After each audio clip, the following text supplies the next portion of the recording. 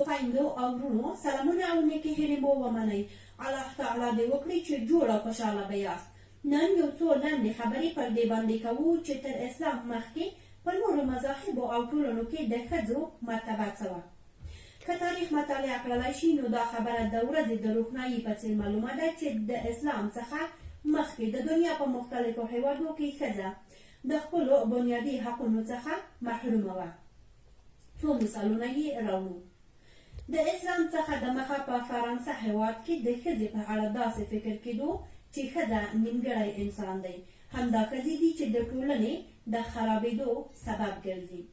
او په چین هیواد کې بیا خلک په دې عقیده وو چې په ښځه کې د شیطان روح شریکه ده. نو په دې اساس ښځه د فتنو خواته لارښوونکې ده. همدارنګه په جاپان کې ښځه د عبادت ځایونو څخه لرې ساتل کېده. یعنی جاپان کې ښځه مقدسو ځایونو ته نشوی داخلېدی. ځکه د جاپان اوسیدونکو دا نظر درلود چې ښځه ناپاکه پیدا شوې ده، باید مقدسو ځایونو ته دننه نشي. په هند کې د هندوانو بیا داسې رواج و چې د کومې ښځې خاوند به مړ شو، هغې ښځې به په ټولنه کې د ژوند کولو حق نه درلود.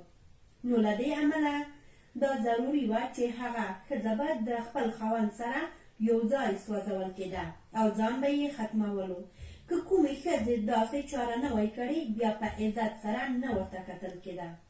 په عیسویت دین کې بیا ښځه د الله جل جلاله د پیژندګلوۍ څخه منع کوونکې یادېدله.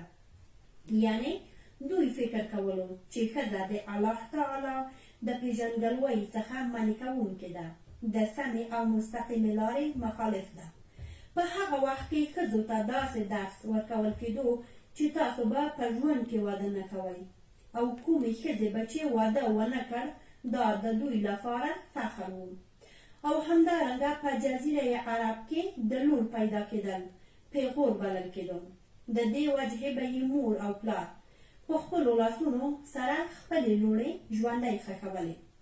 د اسلام د مبین دین تر مخه د ښځو حقوق او عزت تر داسې اندازې تر پښو لاندې شوي وو، هغه وه چې الله تعالی خپل خوږ پیغمبر محمد مصطفی صلی الله علیه وسلم د اسلام د لوی نعمت سره رااستوي او دنیا ته یې تشریف راوړو.